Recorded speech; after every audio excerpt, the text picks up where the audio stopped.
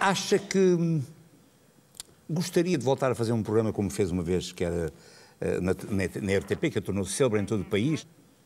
A Soutora foi vedeta da televisão. Era diário o programa, era diário, exato. Toda a gente via E deu-me gostava de grande voltar a fazer visibilidade. um programa daqueles. Quer dizer, eu gostar, era capaz de gostar, eu estou sempre disponível para os diferentes desafios que me são colocados. Mas também gosto muito daquilo que faço. Eu acho que é um privilégio quando nós gostamos de trabalhar, em primeiro lugar, e em segundo lugar, quando temos a oportunidade de trabalhar em áreas de que gostamos muito. Exatamente. E eu gosto muito daquilo que estou a fazer. Também gostei muito de fazer os programas de televisão, também gosto de escrever livros, gostei muito de ser Presidente da Câmara de Sintra, gostei muito de ser deputada na Assembleia da República. Mas que bom! Felizmente, sim, eu tenho... Essa é a realização de uma pessoa. Porque eu acho que todas as experiências têm uma componente positiva e uma componente negativa. E eu acho que devemos valorizar os aspectos positivos e daquilo que são experiências negativas, retirarmos ensinamentos para que não voltem a acontecer.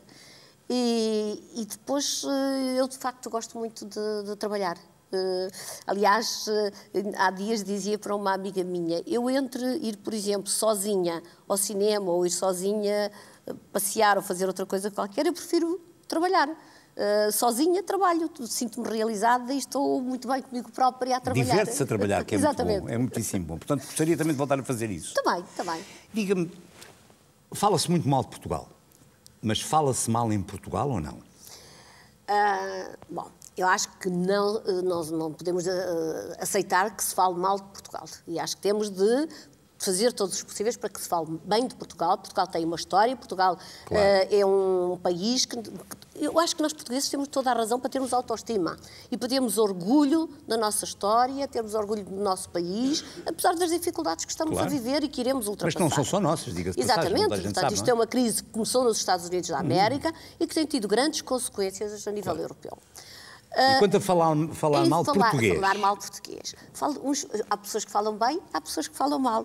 Como em tudo e como em todas as profissões, há pessoas que se preocupam em ter em respeitar a sua língua materna, e há pessoas que são desleixadas por natureza, que são descuidadas e, portanto, também a falar são descuidadas. E depois, lamentavelmente, hoje em dia, escreve-se pouco e lê-se pouco. É verdade. E eu acho que esse é o grande problema. É falta de leitura e falta de treino da escrita. E quando não se treina, isso seja no que for, não é?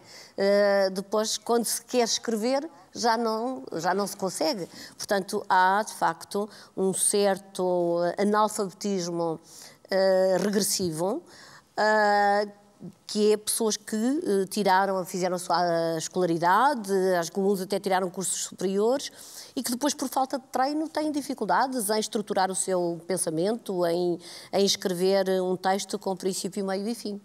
Escreveu um livro chamado Saber Usar a Nova Ortografia. Já sei que é uma defensora acérrima do acordo ortográfico. Sou. Deixa-me só fazer-lhe uma pergunta. Os ingleses e os americanos nunca estiveram preocupados com isso? Porque nunca tiveram desacordo. É que há muita... O primeiro desacordo foi criado por nós. Sabe que a relação, exatamente, é que usam-se muitos argumentos, mas com desconhecimento de causa. E é preciso a gente estudar as coisas para podermos argumentar e para podermos defender os nossos pontos de vista. E o que acontece é que a língua portuguesa é a única língua que tem dupla ortografia. Uma ortografia que é uma norma ortográfica que é usada no Brasil e uma norma ortográfica que é usada em Portugal.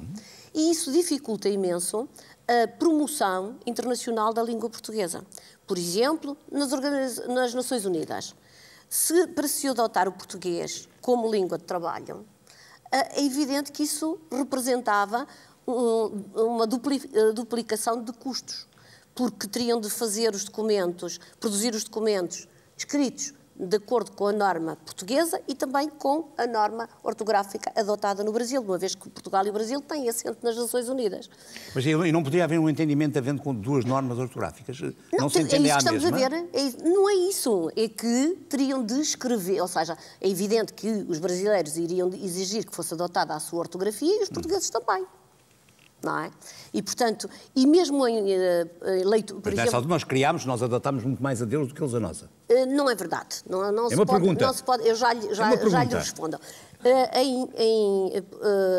Por exemplo, em universidades que querem abrir leitorados de português também têm o mesmo problema. Bom, porque é que há o desacordo? Porque Portugal, em 1911, fez uma reforma ortográfica sem consultar o Brasil. E, a partir daí, andámos de desacordo em desacordo até ao acordo final, que eu espero que seja... Dentro de pouco tempo. Chamo a atenção para o facto de já o Brasil ter, nas várias reformas que fez, ter feito algumas alterações que revelam bom senso e que vão no sentido da modernização e da simplificação, que é para isso que servem as reformas ortográficas, é para simplificar e para modernizar a escrita. O caso do acordo é também para haver uma aproximação, portanto, para todo o espaço onde se fala português, nos 8 países onde se fala português, toda a gente adota a mesma ortografia. E isso é uma vantagem do ponto de vista da estratégia internacional de promoção da língua portuguesa. Só também para aqueles que usam o argumento a dizer mas agora tiram as consoantes mudas e depois já não se sabe se a vogal é aberta ou é fechada. Economiza-se tinta lá, isso é verdade também. Economiza-se tinta e economiza-se tempo também quando se está a escrever. Exato. Não, e simplifica, porque é muito difícil explicar, por exemplo, a uma criança que está a aprender as primeiras letras e dizer-lhe que coleção tem de escrever com duplo C. E colação não tem, é só com C, não é? É difícil a criança por razões etimológicas. Bom, por razões etimológicas, então farmácia ainda se continuaria a escrever com PH. Também não vinha mal ao mundo com isso, diga-se passagem. Biografia também com PH, dicionário com duplo C. Sim, o dicionário também já teve duplo C. Os meus pais escreviam, o meu pai escrevia pai com E, e a minha mãe escrevia mãe com I, porque no tempo deles era assim. O Camões não escrevia como escrevia o Dom Dinis. Claro. O Essa de Queiroz e o Fernando Pessoa não escreviam como escrevia o Camões. É a ordem natural das coisas, é a evolução. Doutora, vou-lhe dizer uma coisa, quase que me convenceu. Quase. Então temos de ver esse quase. Não totalmente, num próximo programa vai-me convencer completamente. Está bem? Tá bem. Muito obrigado.